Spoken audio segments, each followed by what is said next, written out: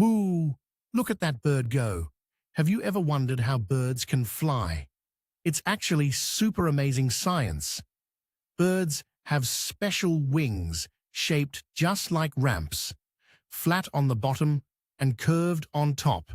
When a bird flaps and moves forward, air zooms faster over the top of the wing than the bottom. And faster air means less pushing down, so the wing gets lifted up. That's called lift, and lift is what sends birds soaring into the sky. But wings aren't the only secret.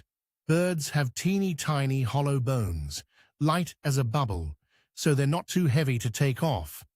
And their feathers? Each one is shaped to slice through the air perfectly.